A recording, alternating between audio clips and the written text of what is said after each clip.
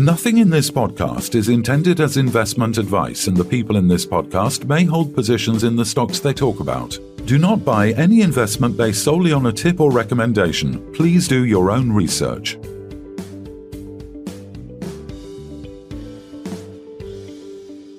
Hello and welcome to the Sunday Roast. I'm Phil Carroll. And I'm Kevin Hornsby. Sunday the 26th of November. It's about under a month to Christmas and looking forward to a much deserved break to decompress. How's your week been, Kev? You got over the travel? Any bugs? You've just traumatized me by saying it's a month to Christmas. Well, it is. Flip me. Unbelievable. Where did the year go? Exactly. And even in this awful market we're in, it's amazing how quickly this year has gone. It's gone. Yeah. No, my week's been a bit up and downy because I wasn't feeling very good after coming back from Rwanda. I had a bit of a coughing fit and still chest's a bit sore. So, hopefully I'm on the mend now. But, it's been a week of lying low, to be honest. So, that's me. All right, let's have a look at some of the news this week. That's the news that's dominated. We've had Israel and Hamas reached a deal to exchange 50 hostages held in Gaza for a 4-day pause in fighting, with 150 Palestinian women and teenagers to be released from Israeli jails. The deal, which involves the release of Israeli nationals or dual nationals, also increases humanitarian aid into Gaza. The pause will see a cessation of Israeli drone and aircraft activity in South Gaza, while Israeli troops and tanks remain in position without attacking or arresting anyone. This agreement allows for safe passage in Gaza and the entry of aid, fuel and gas via Egypt's Rafah crossing, although displaced people from the north cannot return home yet.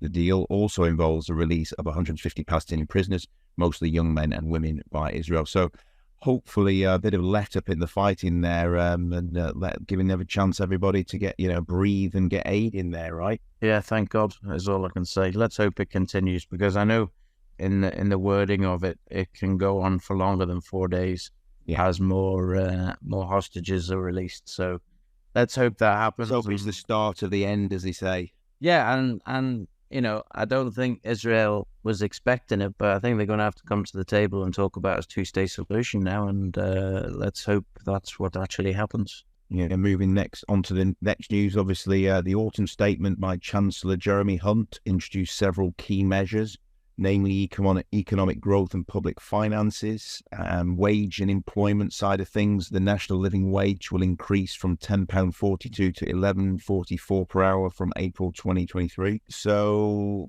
benefits and pensions, we saw a little bit that universal credit will rise by 6.7% from April 2023.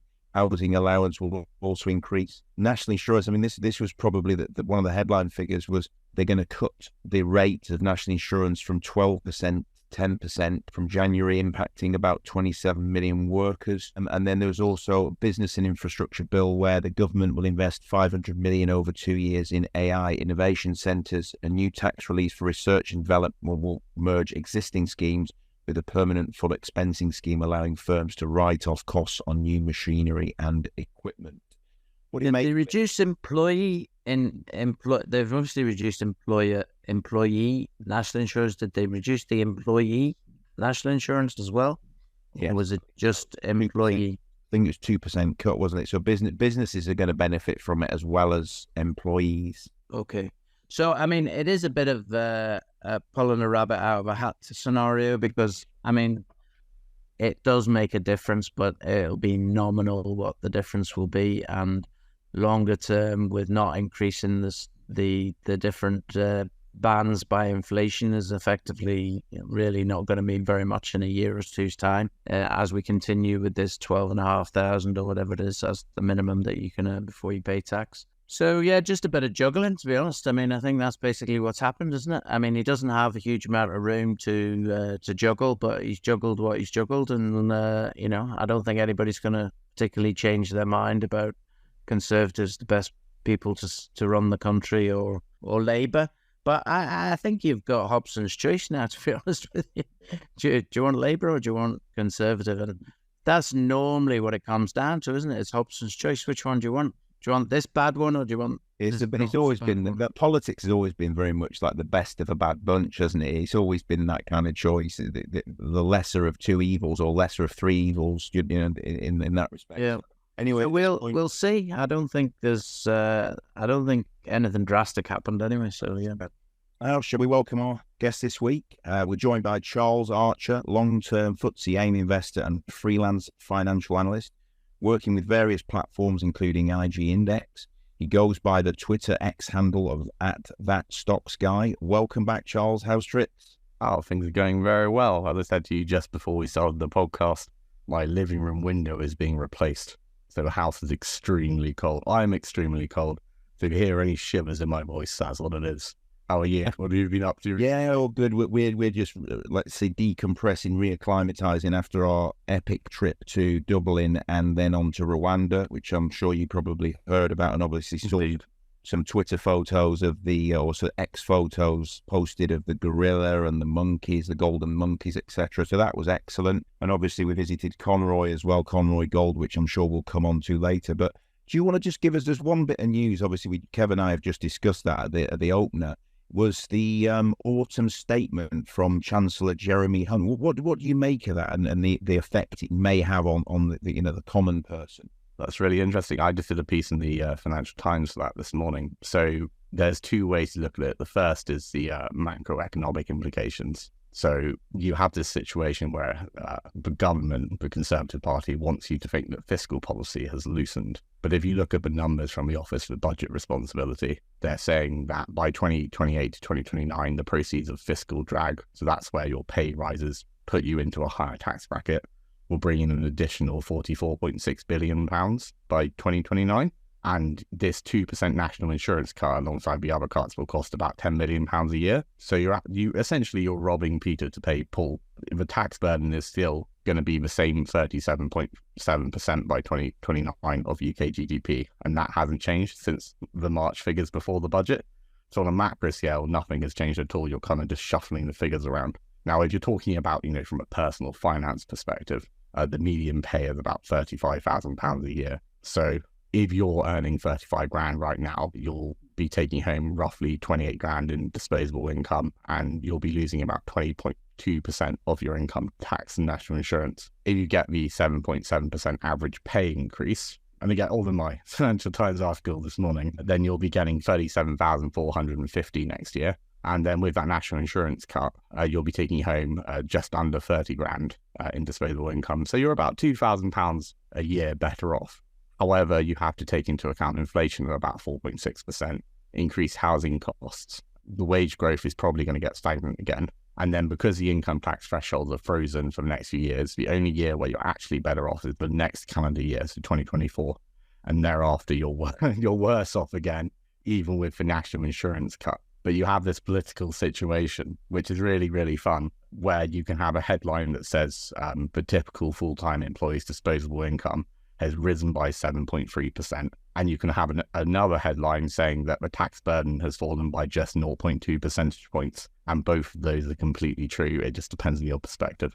Yeah, I mean, it's interesting. You said that you're effectively, the person earning the 35 should be roughly 2,000 better off. There was a think tank, I don't know if you saw the report, the Resolution Foundation, who basically said that families will be approximately £1,900 poorer at the end of the current parliament compared to its start, despite obviously the introducing the tax cuts. So it was interesting that their look at it and how they found a different number. I think it really just, the problem with it is that it depends on whether you're talking in real terms, with inflation adjusted, or nominal terms, whether you take into account benefits, cuts or additions, whether you're thinking about public spending, for example. So one of the minor things that people don't really tend to think about is council tax, right? So let's say that goes up by 5%, and that's from your after-tax income.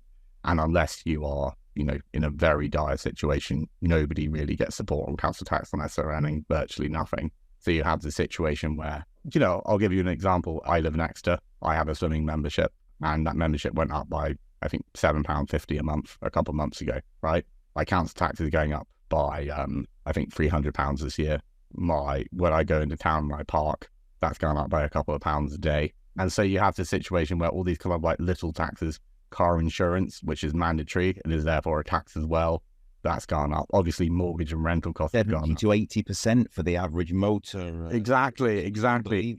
So you have the situation where the typical worker might be earning £2,000 more, But on top of typical inflation, I mean, one of the other problems is when we talk about inflation, we talk about consumer prices index inflation, which takes into account things like going on holiday abroad, for example, or buying a new car. If you're that medium worker on $35,000 a year, and you've got a couple of children to support, you're probably not going to be too stressed about, whether you're going on a holiday to Rwanda. Okay, you're going to be thinking, can I afford my mortgage? So when you strip out those kind of like that kind of luxury spending, and you're just saying, okay, housing costs, food costs, energy bills are going up by 5% again in January. Nobody's actually better off. But again, it all just depends what headline you want to write. It really does. I mean, this is the point that I was trying to make in my piece, that yes, you will have £2,000 a year more, that average earner, if they've got the average pay increase and they've got the national insurance cut. That is a fact. Yeah, it makes sense. But if your expenditure has gone up by more than that £2,000, which it almost certainly will, then you're going to be worse off. So, I guess that's it. It's what headline do you want? I could happily write an article argue. The biggest thing that I think, or the biggest tax burden that was put on the whole economy, was the freezing of the tax-free limits, if you like, for 5 years. Yeah. This was massive, because absolutely, if you look at that increase by inflation, we would have been at least 15 to 16,000 as a tax-free threshold by the time the Parliament was finished. You would have imagined anyway. And that £3,000 or so of tax-free income would have made a dramatic difference. You would have been talking about £250 a month or more that would have been totally tax-free. This is massive. And everybody just sort of went, oh, well, it's just not going up. But actually, it's massive in terms of its impact. It was just a stealth tax, really, wasn't it? They thought people had overlooked, but actually, if you do know what you're talking about, you see it and you think they've just dragged so many more people into that higher tax threshold, haven't they? I think it's I'm trying to think of the words. If when you have inflation at like 1 or 2%, you could have got away with it for a few years. When you have inflation at sort of double digits for about a year, then you can't. And I think one of the really interesting things about this is that, like, a long-term aspiration of the government is to get people in their 50s and 60s who have retired early to continue working in the workforce. Now, if you take just my personal situation, I won't give all the details, but just generically, anything I earn between 50 and 60,000, I have corporation tax, dividend tax, high income child benefit charge, and student loans on top of that as well. So my tax burden is about 70-80% for that £10,000. Now, where you have the income tax freeze at sort of £50,000 roughly for that, for higher rate taxpayers, you have the situation where if you have children, anything you earn over 50 grand, you put it into a pension, because alternatively you're looking at like a 70 to 80% marginal rate. And therefore, what the government is doing is anyone who's doing well for themselves or earning a decent amount of money is building up a massive pension pot.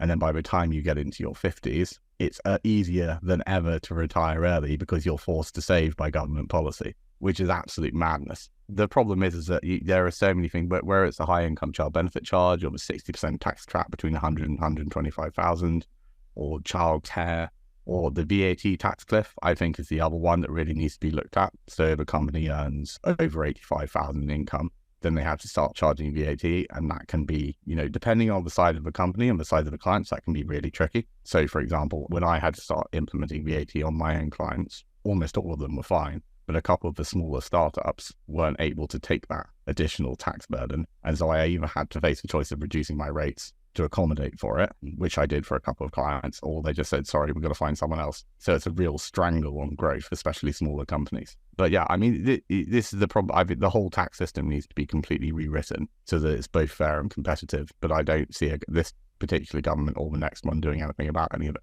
What do you guys think? Yeah, no, agreed completely.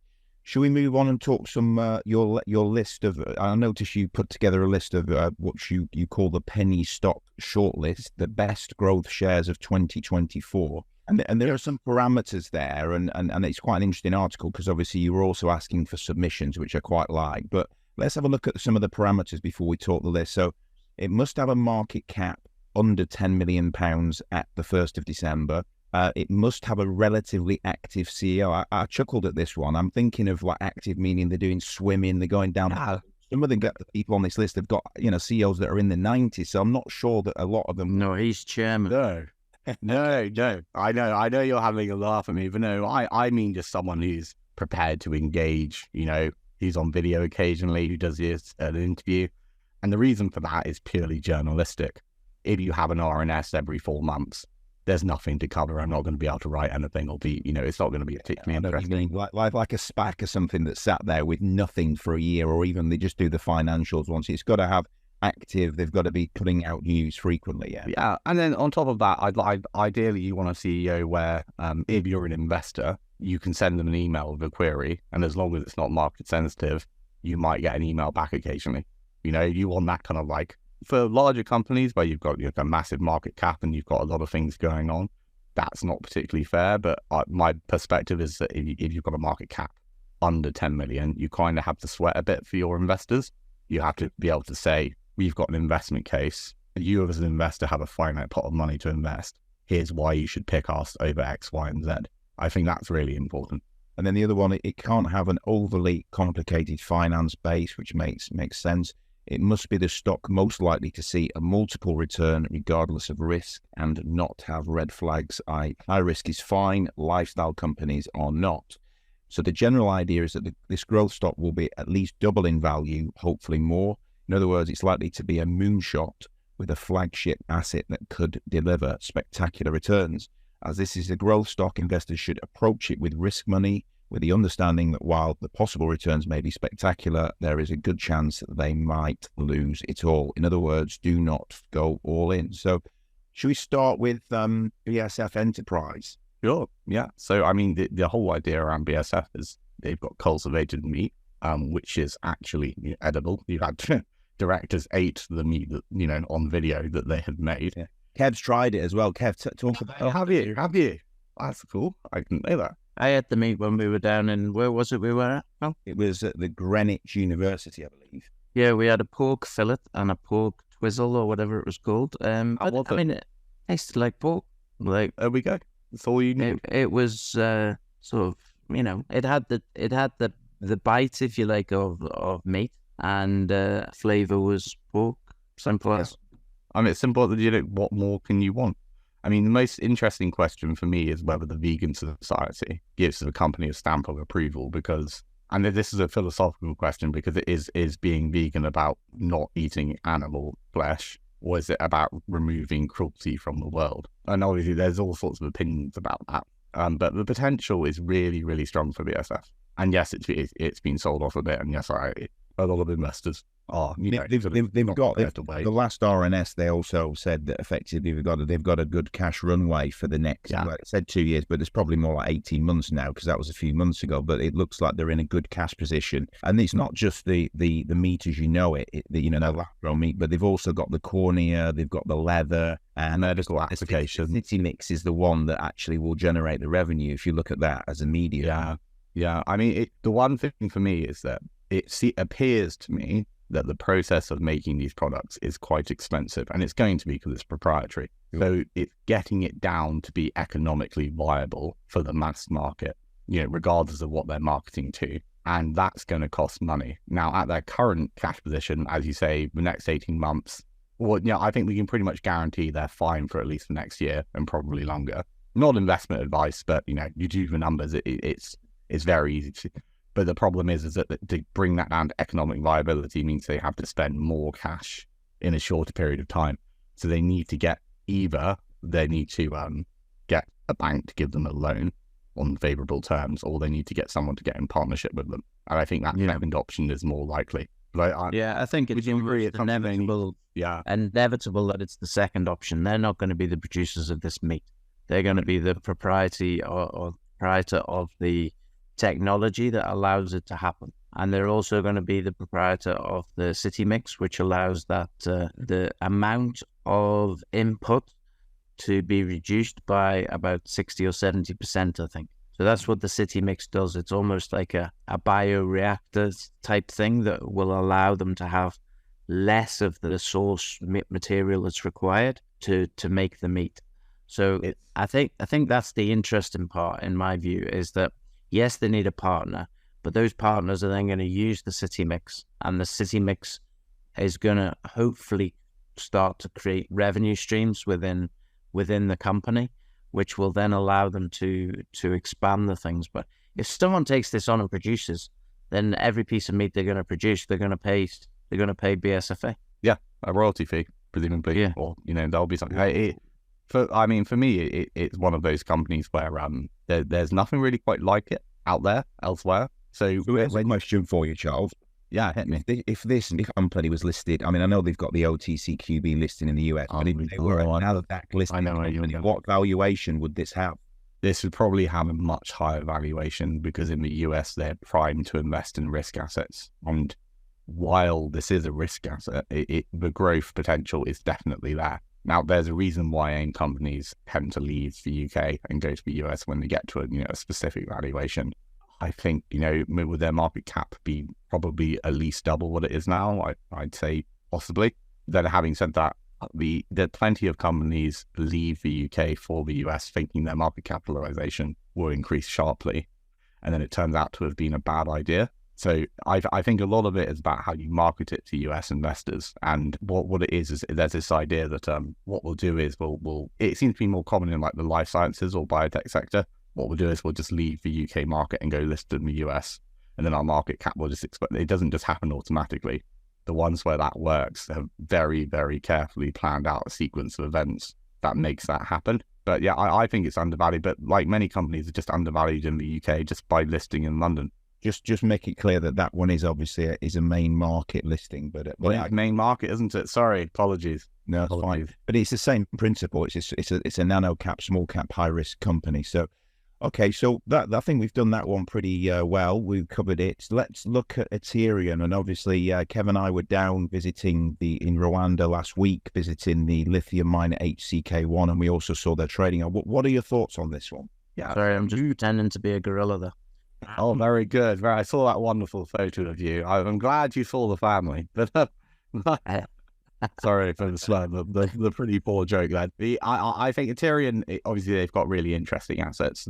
It's made the news, this year for the joint venture with Rio Tinto. 2,750 hectares. You're in southern Rwanda, so it's a really prospective tenure. There might be $7.5 million invested by Rio Tinto to drill through those assets. And it's got the potential to be really lucrative. It is early stage, but I looked at that and I thought market cap £8.1 million, Rio Tinto possibly going for $7.5 million of investment.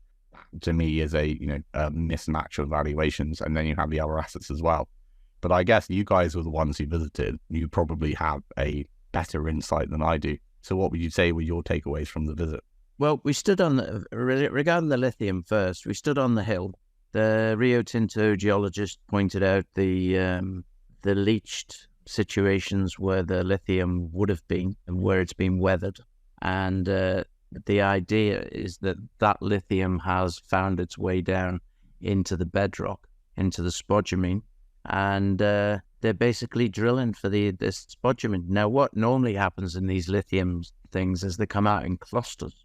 So in other words, you get clusters at hills. And if you look around from the hill that we were on, HCK1, which we stood on, HCK2 is just across the valley. Again, looks prospective as well. And then there are any number of little hillets and different things all around that area in terms of there being the possibility for being clusters of this lithium. Now, we also asked one of the guys, how much potential lithium could be in this hill, on a conservative basis, and they were saying 30 to 40 million tons was possible on this hill. Now, that would be the joint venture, in one hill, and there are 19 targets. Now, it could be absolutely washout, and there could be nothing, but I think from our meeting with Rio in the new office that moved into Rwanda, into a new country just for this asset, it says everything to me that they're very prospective that it's there, or they think it's there. So that would be the lithium. The way that Ethereum is built is going to be almost like on a Glencore basis, where they're going to start trading the tin and the tantalum that exists within Rwanda on a large scale amongst artisanal miners. And that is now all ready to go. They're just waiting for the first offtake, which I think will happen within the next 6 to 8 weeks, touch wood. That happens, and the company is then self-fulfilling prophecy. It's funding itself, and that would be very interesting. And then I think the biggest upside opportunity is probably the copper and silver assets in Morocco, because basically they've got a whole hillside. They sent us photographs while we were there, actually, because the CEO was in Morocco. So they sent us photographs of the green weathered copper that was in the rocks at the surface. And they basically believe that this is, I forget how many kilometers, but it's something like 20 kilometers of strike length of copper. Now, they don't fully expect that it's going to be 24 meters of solid copper, because that's not going to be the case. But we'll all be billionaires tomorrow. Yeah, but you're going to have outcrops of copper the whole way along this 24 kilometers. And there's no doubt that they've got people sniffing around that as well and coming to see it. So, I think Ethereum is one of those ones where I really liked it because of the trading arm in it. Because the trading arm could mean that you won't actually get diluted in this company because they're going to fund themselves. Yeah, touch wood. I mean, the only way I think that this company will dilute itself is, one, it needs a bit more money to make sure the trading arm gets going. And two, that if they find something massive in Rwanda, because the other thing that's happened in Rwanda as well is that, and we said this on the podcast last week, a lot of the licenses have been taken away from people because of safety reasons, and they didn't fulfill their obligations. So Ethereum now is at the front of the queue to get some more of those licenses, and they include lithium licenses as well. So there is big potential then for them to increase what they can do, especially in Rwanda. So that's what I think. I think the copper assets probably are being overlooked because you have that joint venture with Rio. But I'm trying to think of the words. One of the things that I try to do and try to specialize in is find companies which are a little bit oversold in the junior resource sector, where it's not going to be your main asset in your portfolio, but you buy some shares while they're cheap and while they're good value, you cut them away, you wait 5 years, you come back, and you've made a decent profit. Ethereum fits the bill to me. I mean, when you've got a market cap of just 8.1 million and the assets that they have on the books, I think it's just a decent proposition. And that's why I thought, you want to have a few growth stocks you want to look for. That's got to be one of the top hits for 2024. And by the end of 2024, is that market cap going to still be 8.1 million? I would imagine it would be higher, especially where we are in the cycle. Just in general, I think most junior resource sector companies that have a decent business case will be much higher in a year from now than where they are currently. Yeah, and I think the other thing is that we got the message while we were there is Rio aren't messing about. They're in country, first project, only project that they've got in country. He mentioned 40 to 50,000 meters of drilling on this project next year. A lot of drilling. That is a serious amount of drilling. Well, Rio Tinto is a major for a reason, and they don't throw money around for a reason. And junior resource companies, I know dozens of junior resource companies who would love to have the same deal that Ethereum has secured. Right, and the fact that Ethereum has secured it and that Rio Tinto has come to the country just for these licenses, it speaks volumes to me. I mean, when you have a joint venture with the second largest mining company in the world, what more is there to say? What more does it say? Market cap circa £8 million. Well, in a normal bull market, if there was such a thing happening right now, where would you put the market cap? Because I'd expect it to be many multiples of where it was now. This is a sort of, I think with a company like BSF, where they've got that proprietary patented product, you can quite happily say it'd be higher. With Ethereum, when it's exploratory, it's very difficult to know where the market cap would be in a bull market. I mean, we a company that I've covered pretty much in depth, if you don't power metal resources, their market cap is kind of in the doldrums, but their balance sheet and the projects that they have on hand, you'd think it should be much, much higher when the bull market returns. With Ethereum, all I can say is I think that when the market returns, it will be much higher. I wouldn't be happy putting a figure on it. I think it's difficult to put a figure on exploratory. If you got the information that in a year's time, okay, they were producing from the trading arm £2 million of EBITDA, okay, per annum. So it would take them till the end of next year to get to that point. But then 2025, they're going to have 2 million of EBITDA coming in from the trading. So if you have a company with that in its equation, and you have Morocco assets and you have the assets in Rwanda, granted exploratory assets, but you're going to have one asset that's going to have $7.5 million spent on it. Yeah. Okay. Yeah. It doesn't mean it's necessarily worth more, but it probably is. What sort of valuation can we surmise if those things were in place? You maybe get to say a 25 million valuation if you're doing well, if the market's turned. I think the trading arm is what underpins it all, because at the moment, the problem you have with many junior resource companies is people are worried there's going to be a placing to fund, whatever activities, because that's the way it's done, which is fair enough. So the share price falls, and then you have a placing, and then the share price falls further, and so on and so forth. But the moment you have a trading arm where you're making, say, £2 million a year, and you've got enough revenue to fund those ongoing activities without needing to place shares, that's the point at which you'll have a lot of investors jump in because they're comfortable being in the company longer term.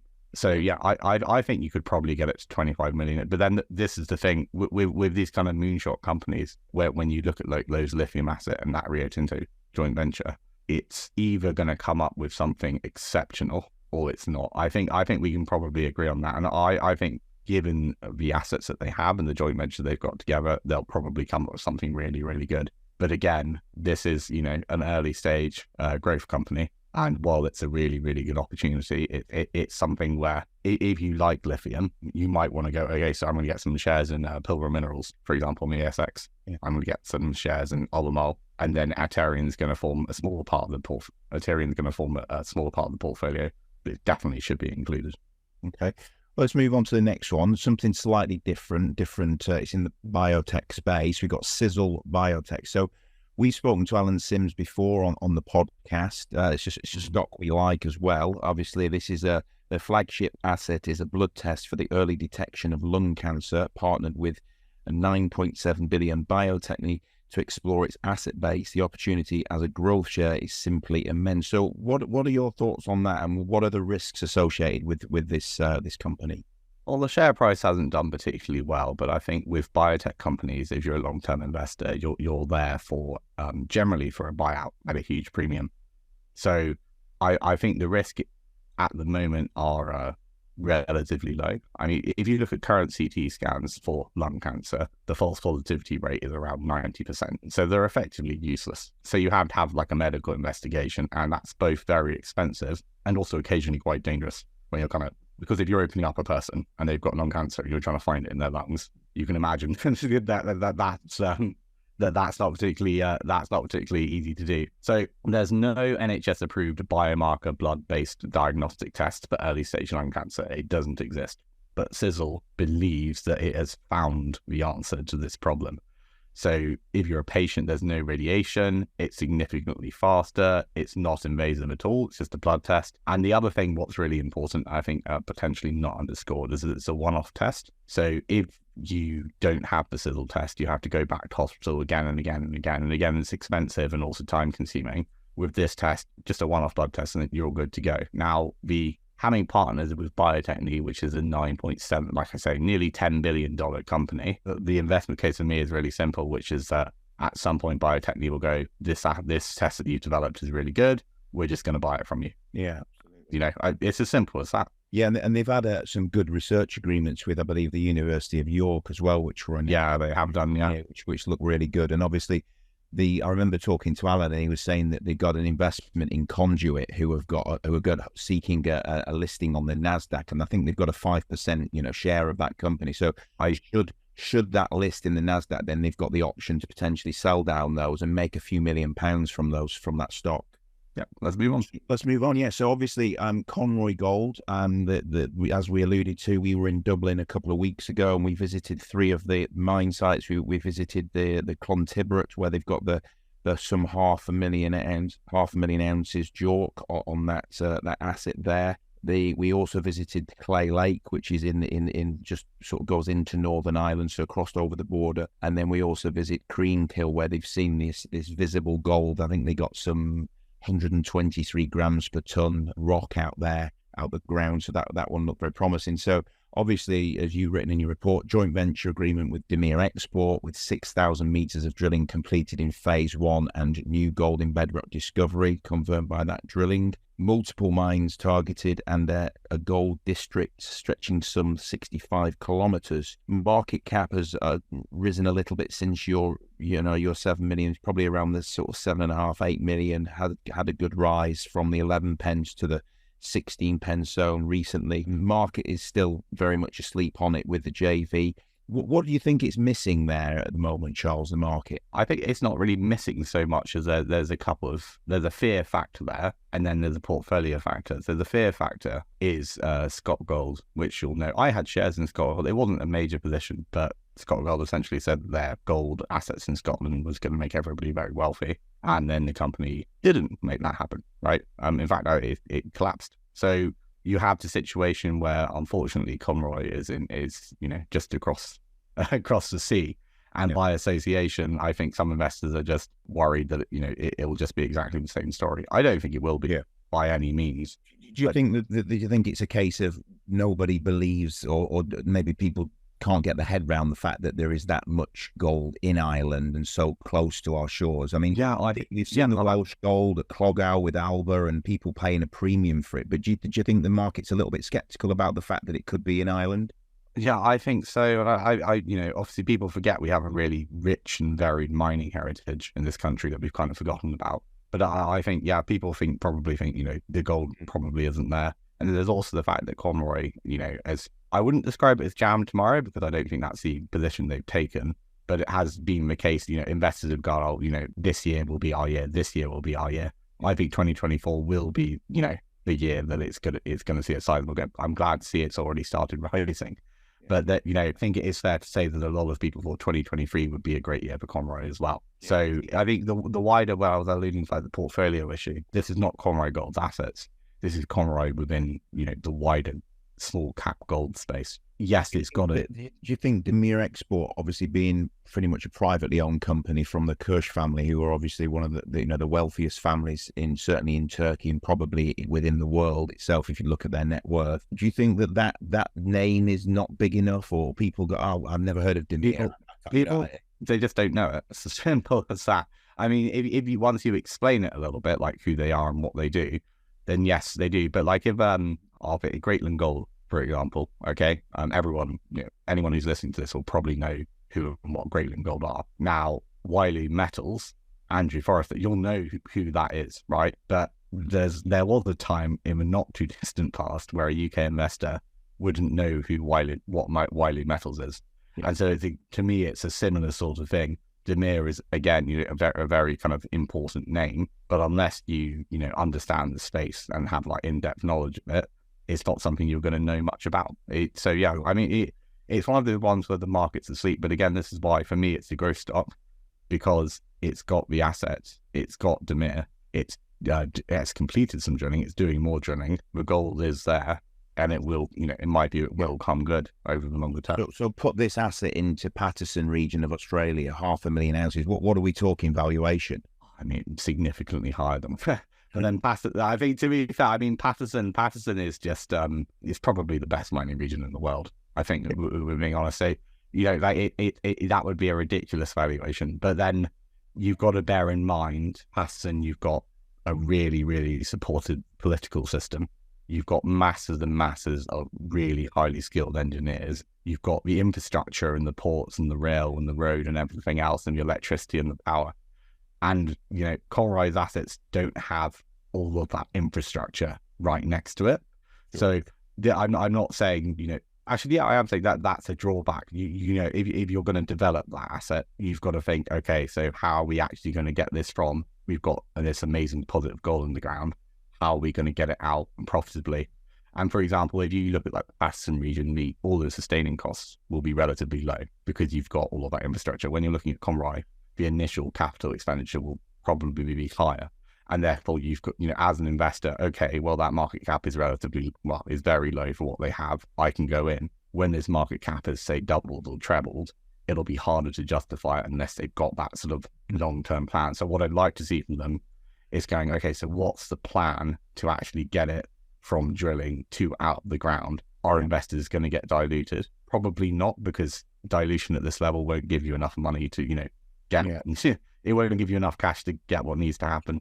Do you think their reports are a little bit, not say lacking, but I saw Paul Johnson comment on X the other day, but X, I did. Saying basically like, come on, Conroy, can you provide us with a nice map showing where all the holes have been sunk to date with the assays, and, just give us a bit more of a roadmap as to what the plan is. Yeah, well, this is exactly, I'm kind of in agreement with him. This is what I'm saying. It needs somebody to spend a month, right, in an office, just shut them in and lock the door. Just like, this is what you need to do. You need to create a new corporate presentation, essentially. Here's a PowerPoint with everything we've done so far. And I would suspect that somebody is doing that now. And I don't know the company, I don't know the guys over there, but you would imagine, having done, the phase 1 drilling, that somebody's doing that right now. Would you? Yeah, they must be. Somebody must be, because they want to. We hope so. We certainly told them when we were in Ireland that they need to up their game in terms of a few things. And I'm in conversation with Maureen and Cahill as well in terms of what they're going to be putting out. So let's hope so. Yeah. Because it's not even under the radar. It's not on the radar as far as I can see. And, the gold is there. It's in what quantity? We already have a JORC of 500,000. The 500,000 JORC is probably not even valued in the current market cap of £8 million ultimately. So it does, I keep saying it doesn't make a lot of sense, but this market's bananas at the minute. So you can see it. There are I won't listen now, but if you feel like it, go through do some fundamental analysis. There are plenty of AIM companies with more cash on the books than their market capitalizations at the moment. They're out there. Yeah. There are companies that have more cash in the bank account than the market values than that. It's just madness. This market is insane.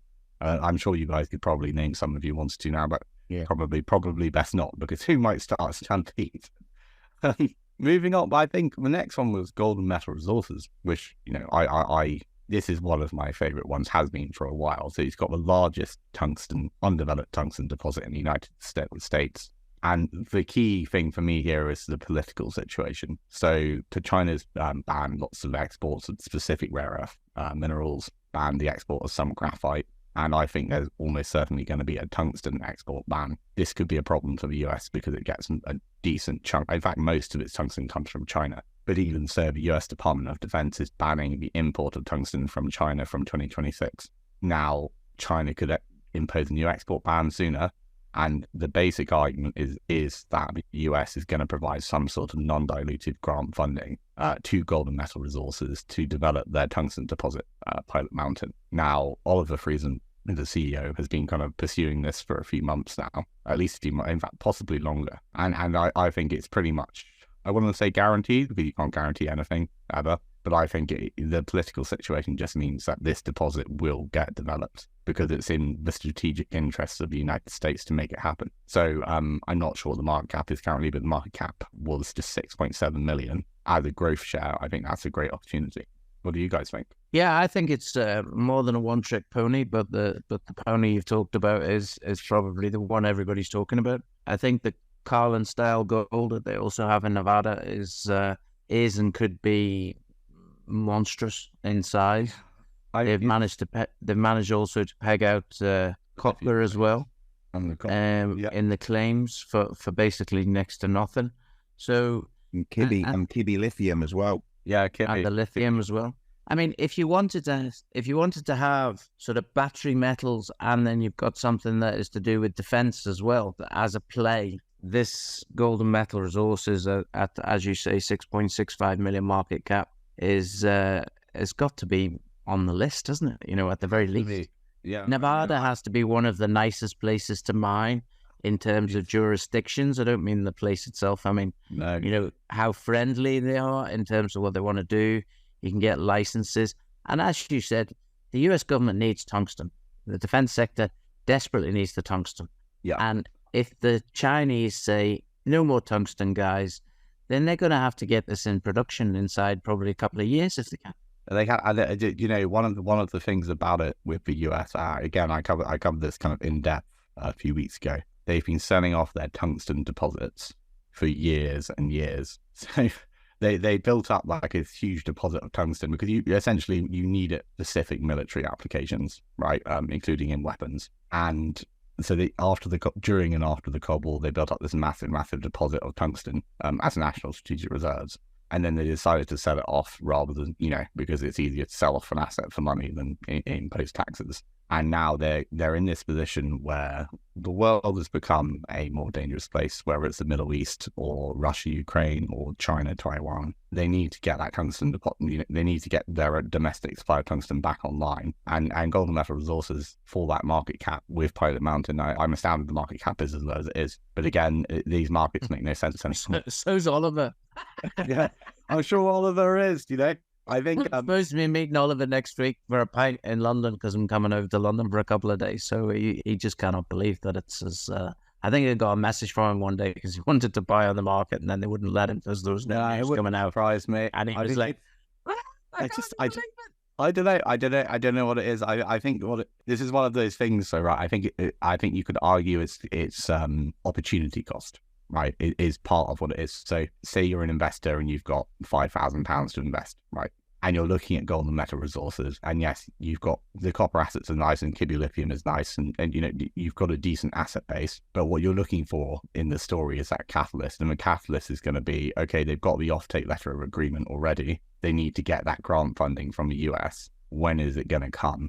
If you think it's going to come next week, you're going to buy shares now. If you think it's going to come in 3 months' time, you're going to wait 3 months. So again, I think it's one of those where it's going to be people are waiting for a hint either from Oliver or from the US. If you look at like Canada and they just approved their critical minerals strategy, and it's like $1.1 billion worth of investment is going into the sector. If the US put out a bulletin tomorrow saying we're going to develop all our tungsten deposits and we're going to make that happen, that's going to be what pushes it in. Or Oliver is finally able to release an RNS that says we've got £10 million worth of grant funding. If you look at Glencore Resources, hopefully you guys know they have $5 million of DFC granting from the US. Yeah, $5 million. I can imagine something like that happening in Golden Metal, maybe larger in the near future. And so for me, it's one of those companies where the market cap is just very, very low compared to what the assets they have. And then again, for me, top growth stock. Okay, the next one on the list, and this is an interesting one, is Shuka Minerals. Now, we've actually had the CEO on the podcast before, Noel Leons, who obviously they had a name change. They were originally Edenville. I think EDL was the ticker, and they've now went through the board change, and obviously a new chairman was appointed, and they also appointed a non-executive director in Quinton van der Burg. We know, we've talked before about Jason Brewer as well. Obviously, he's executive director at the company. So it looks like that, with this board restructuring, I mean, and their asset they've got the Rukwa coal asset in Tanzania is absolutely massive, isn't it? It's gigantic. It's huge. I mean, like I did earlier in the year when it looked like Jason was going to and Quinton were going to come on board. I looked at it and I just thought, this asset should be running very profitably. It's just not being run properly. Now, what's interesting is that given the name change for strategic direction, it looks like they want to go in kind of the critical minerals route and away from the coal. But I look at Rukwa and I just go, this is an asset where prior management has just failed to develop it properly. It really is as simple as that. And I just say, okay, market cap 6.4 million. If you get the coal exporting properly, then you're going to see that market cap rise really, really quickly, really, really fast. And I think for me, it's just when I know Jason Brewer can be a divisive figure among investors, but Marula, I mean, I heard that at 2.45p, that went all the way up to the 15, 16p. I think he's riding around 12p at the moment. So in the space of a year. When they took on Edenville, I think that's risen sharply from when they came on board. So I look at it and I go, well, if he could do it with Marula, he'll probably do it with Shuka as well. Do you think Jason Brewer is the ultimate PR machine for a company? I think this is really interesting. I'm doing for somebody, I'm talking about the activist investor, which is what I would describe Jason as. Oliver at Golden Metal, completely different personality in many ways, but again, activist investor. This is somebody you're going to find on Telegram groups, tweet on Twitter a lot, doing tons of PR. And what's really interesting about it is if that activist CEO were to leave the company, what would that do to their asset base? How valuable is that CEO? What do they bring to the table? When I look at Jason, I see someone who's extremely hardworking, but also I think sometimes the assets that they have on the books, what he is able to do is he's able to market them in a way that a retail investor understands. So even if you have an asset that's, kind of average, he can go, this is why it's good. This is the country where it's at. This is how we're going to develop it. That's a skill that many CEOs just don't have. And that probably stems from the fact that he's been a private investor, a retail investor in many companies over the years, right? Yeah. Fine. I've been writing freelance since 2016, 2017, right? So we're coming up to sort of 8 years now-ish. And it's only in the past year or so that I've started to put my name on Twitter and LinkedIn and, build like a social profile. Purely because, I think AI is going to take a lot of the more serious blue chip content writing that I do. So I do a lot of work for IG Index, for example, or various blue chip. I'm under NDA, so I can't really say. And AI, like ChatGPT and Bard and things like that, are going to take a lot of that work from me. So I need to have my name out there. And what I try to do is I try to take complex retail investment cases and distill them down so that the retail investor can understand. I mean, Greatland Gold, we chatted about it a second ago. I did a really long form piece of a few thousand words just over a month ago, just explaining everything to new investors. And for a lot of people who didn't get, why it was such a good opportunity at 6p, it kind of clicked. And, that share price almost doubled in the past month or so.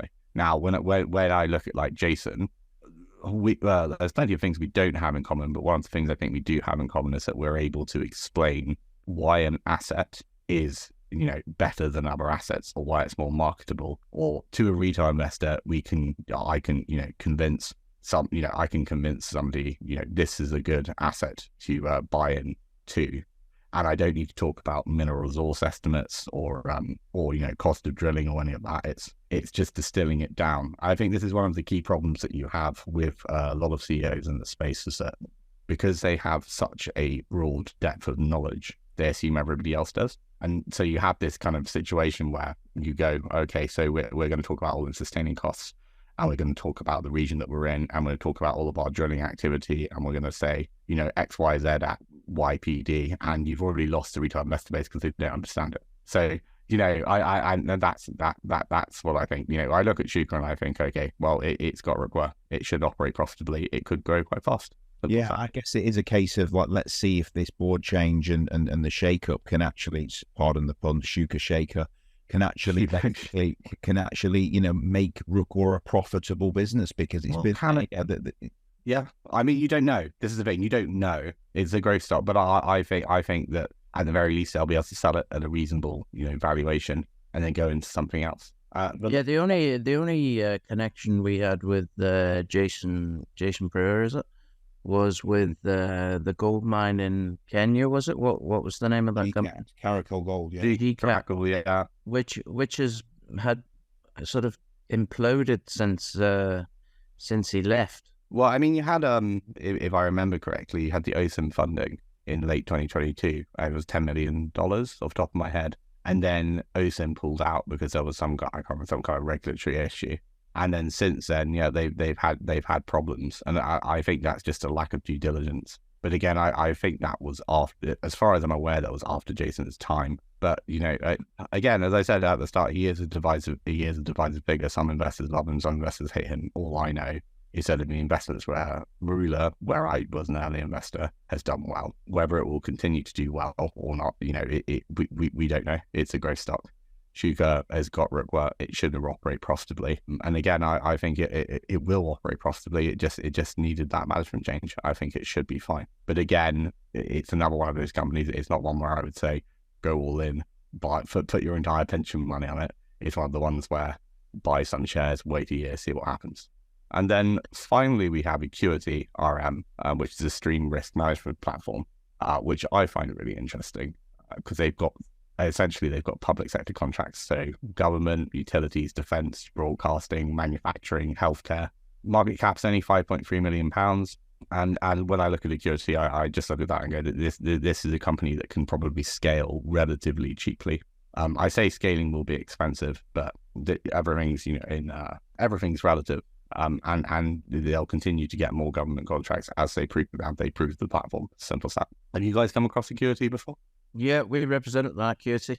Oh, you do? Wonderful. Yeah, and we agree with your sentiment. I think it went up to sort of 9-10p, I think, and has come right back down to the low, sort of mid to low fours in terms of its valuation.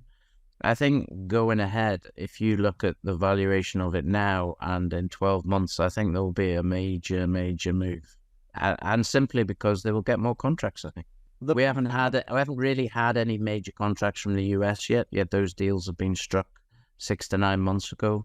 There's no doubt that the government contracts are going to grow because as one government department uses it, it's going to filter into other government departments. And, it's then going to be sort of a snake that roams around all of the different government contracts or government departments, something that's in them all, I think, in the end. And that's going to mean millions. So I think you're talking maybe the end of the next year, you might be talking anything. I know it's a big discrepancy, but anywhere from maybe 3.5 to 5.5 million of recurring revenue is what I think may happen by the end of next year. And you can't have a market cap of £5.5 million with that much revenue. So I know sort of Angus's stated aim is to have sort of a somewhere in the region of 60p share price, and then maybe they'll be the size to be gobbled up by one of the big software houses. So I think that's probably a likely plan. So from a market at 4.5p at the minute, that could be a good investment. Whether it takes 1 year, 2 years, 3 years, I don't know, but I don't think it's going to take any longer than that. Well, it's public sector. This for me. This is the key thing. It's a public sector contracts. Like you say, they grow because once one department is using it, the next one will.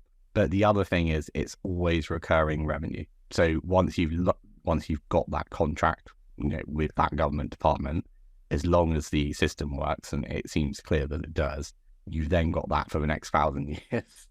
Yeah, it's 96%, I think it is, that they get renewals. Yeah, exactly. So it's essentially, to all intents and purposes, it's essentially that revenue. You're going to get that every single year. £5 million market cap. Yeah, I mean, it's just ridiculously low for what it is. But having said, I will qualify this. I'm not an IT technician. The stream risk management platform is wildly beyond my IT ability. Yeah. But the contracts that it has and what it's managed to do so far speaks to me that it's just wildly undervalued. Yeah, I think we're talking at the minute. I think they're closing in on £2 million of recurring revenue at the minute. So £2 million, and then the profit margins are really high as well, as far as I'm aware. Yeah. So you've got a business with £2 million recurring revenue already, 80% profit margins. You're in the public sector. These things are all green flags. And this is one of the things I really like about it. I can't see any red flags with the company. When you're talking about other tech companies, sometimes you look at it and go, okay, well, these are the problems that it's going to run into. Acuity, I don't see any glaring issues. But do you? I haven't seen anything where No, they've obviously done their own risk management. He says with a ironically, hilarious. So no, I don't really see it. That the only issue is, they've got to reach economies of scale, because the reality is, in the minute, it's not profitable at £2 million, quite obviously. No. But at £10 million, it's mega profitable. It's maybe 60% of that 10 million is profit then.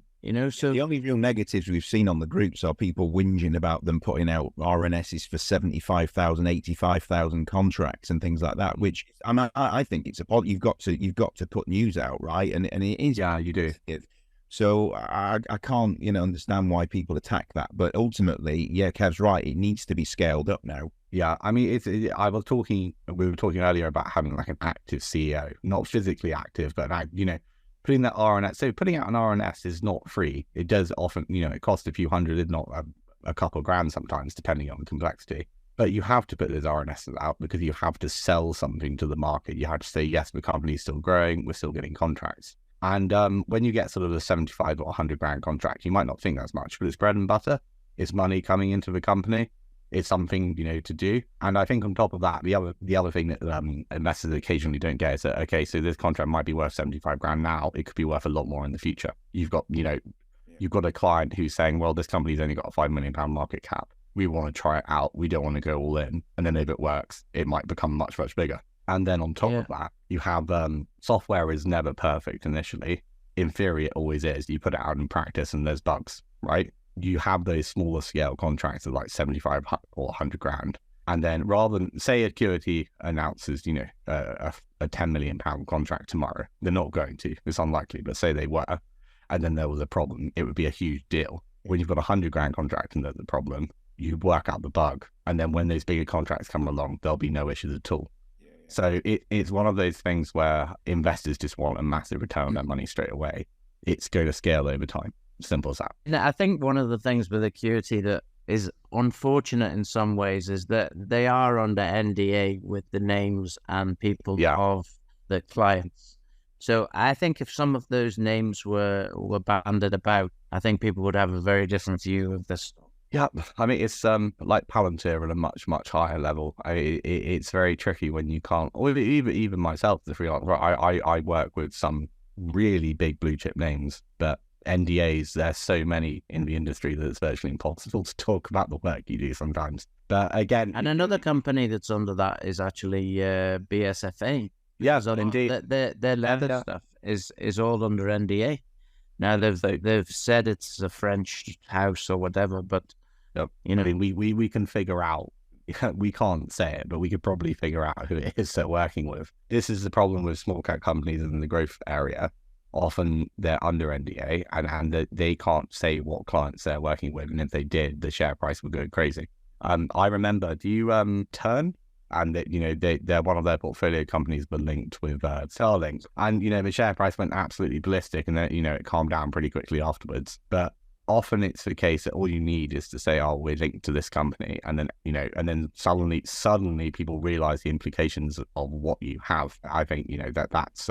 Another company, a growth company, is Tech Capital and Microsalt, which is their portfolio company, which is a salt with 50% less sodium than table salt. Eventually, that company will, when it IPOs, will do very, very well. But in the small cap space, it's very tricky because a lot of the time you can't even talk about who you're partnering with.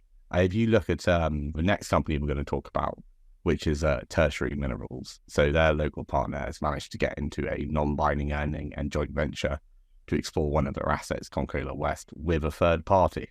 And all they've been able to describe it as is a well-resourced mineral exploration and mining company. It's a $6 million contract, but they can't even say who they're drilling with. No. So yeah, it's and we know this one relatively well. We went to Zambia in the early part of the year to visit a few other assets from companies like within Galileo and African Pioneer, and basically this is actually one of their projects. I think it's the Mackay project. It's adjacent to the large Sentinel mine, which is it's like the 8th or 9th biggest copper mine in the world, and we really we realize now, after having been, that just how much copper there is in the ground, and it's pretty much one of the biggest resources of copper in the world. Well, it is. Yeah, I mean, you needed the issue that they had up until a couple of years ago is that the political environment was we don't want foreign investment, and that's completely turned on its head now. Now they want as much investment as possible. They want to get all the copper out of the ground. And the Mackay project is adjacent to Sentinel, but it's also adjacent to Arc Minerals' claim. So Arc Minerals obviously is just signed this awesome joint venture with it's Anglo-American, isn't it? Yeah. And for tens of millions of drilling. And so I mean, for my money, the Mackay project is adjacent to Sentinel, it's adjacent to Arc Minerals' claims.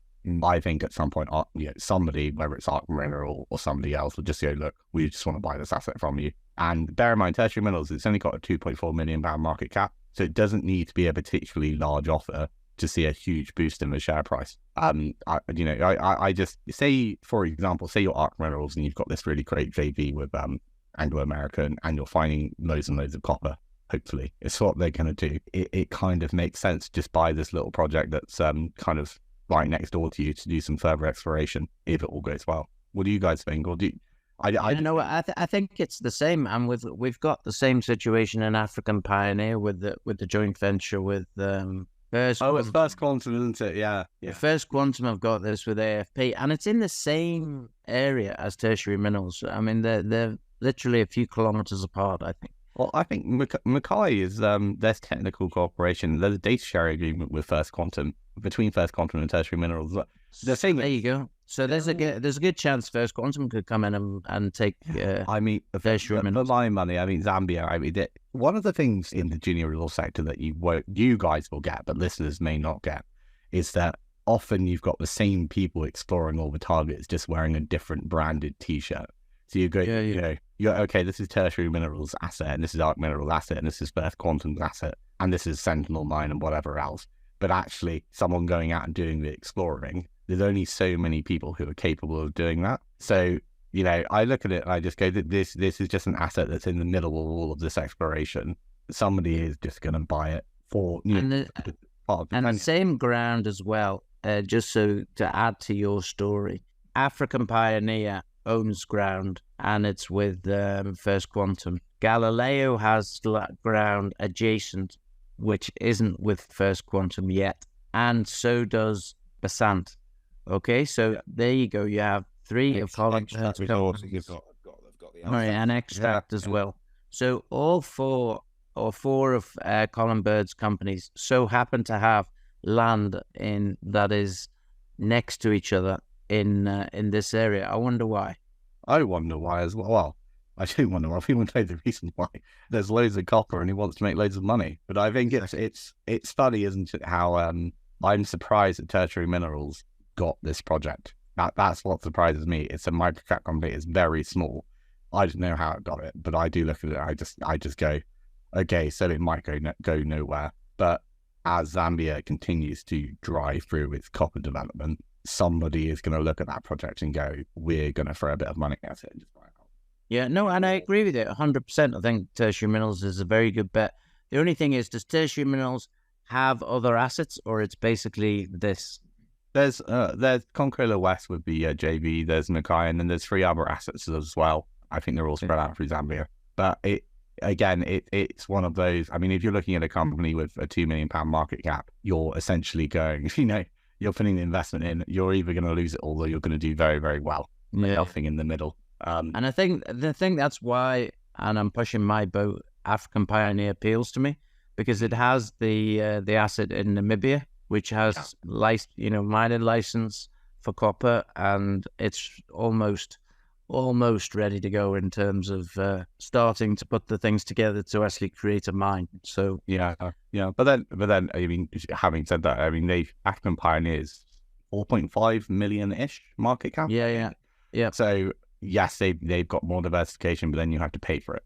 And I'm not saying that's a bad or a good thing necessarily. It's just the case that if you want to go for that sort of hyper risky, hyper growth asset, I guess let's add African Pioneer to the list because it's got the similar kind of investment case, but maybe just slightly more diversified. I think it's not beyond the bounds of possibility that both of them could be worth, literally 9 figures. They both could be worth £100 million, in my view.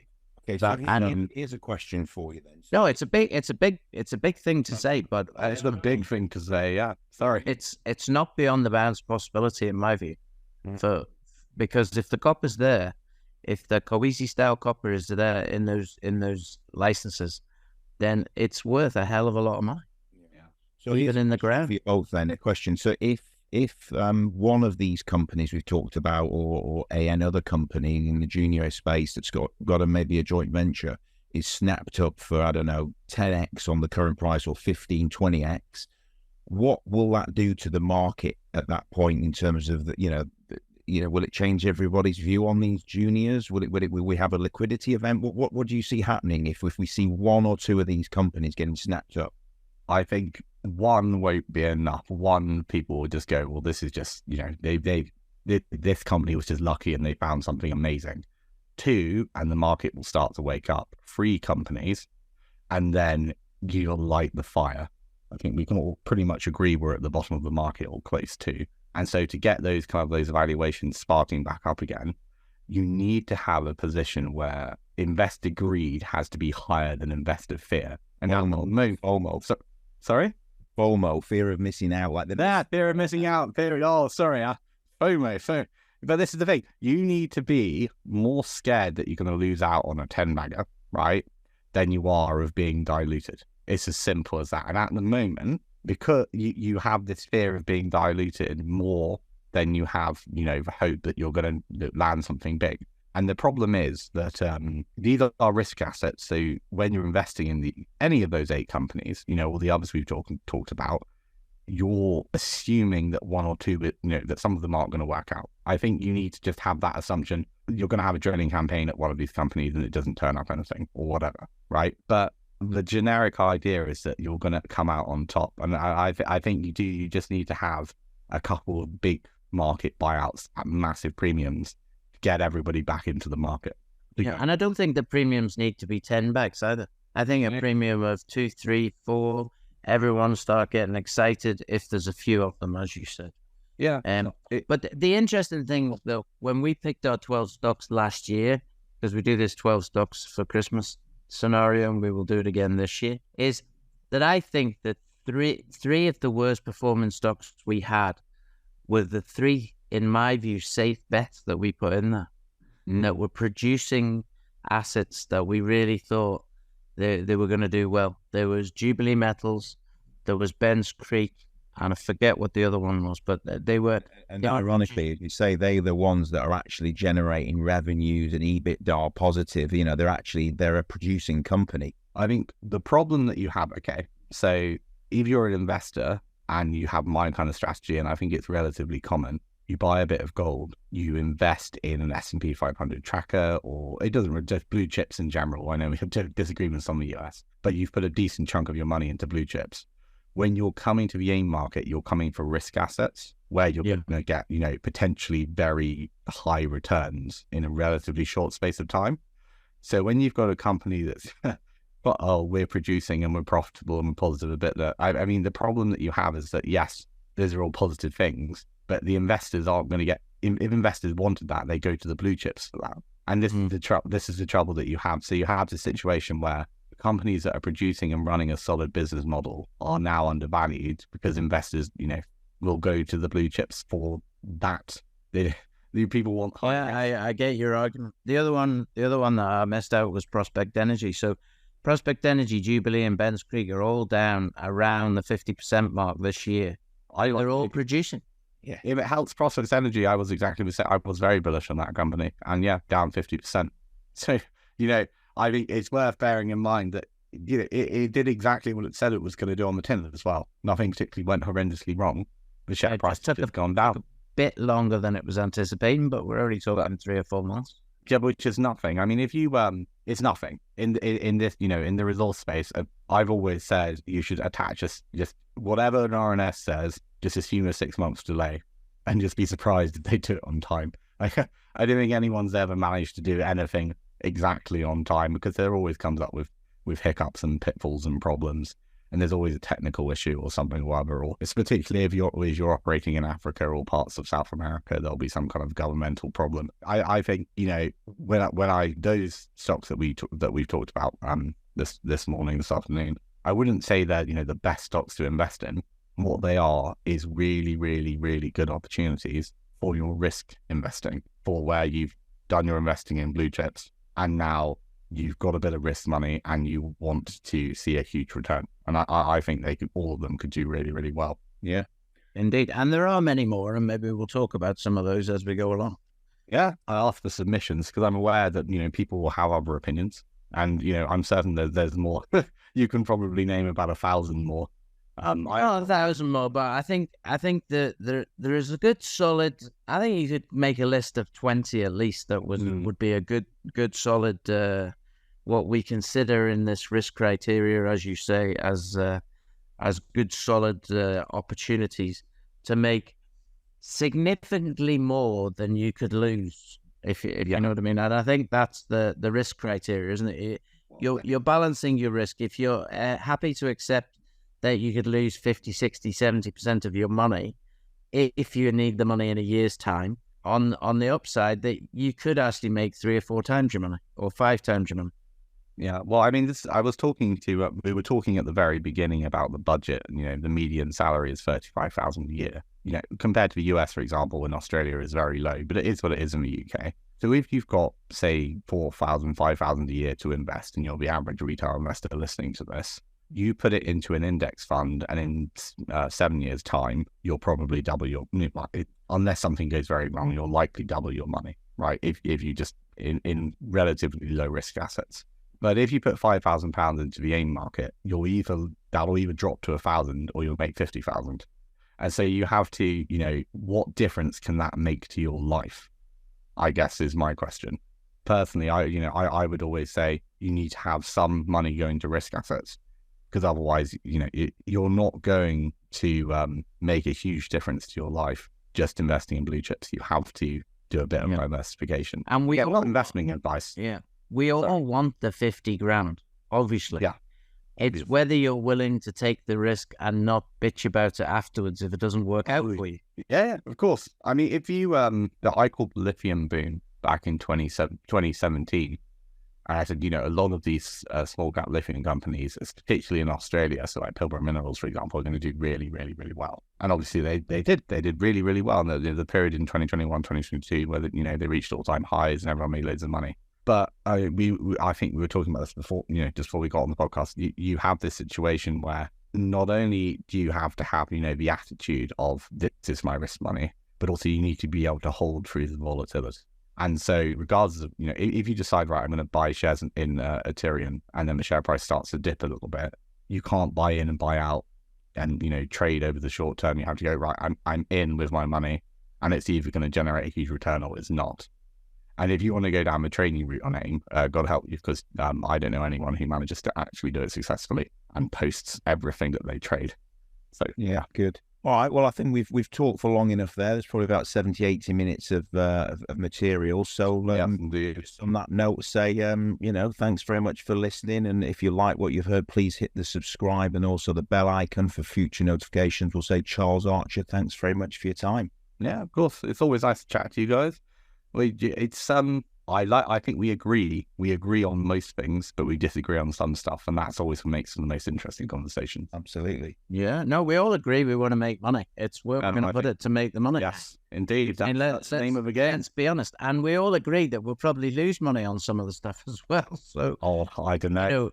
This is part of the game, isn't it? And it is a game, so you should not be putting all of your assets into this basket. That's for sure. No, but you shouldn't. At the same time, you want to decide how much of your assets you should be doing in this type of thing, because it can seriously turbocharge your portfolio if you get a couple of winners. And you only need a couple. You really do. Yeah. Good. Lovely to chat. Speak next week. Indeed. Cheers. This podcast was brought to you by Roast PR Limited. If you would like to appear on a future episode of The Sunday Roast, please email admin@thesundayroast.net.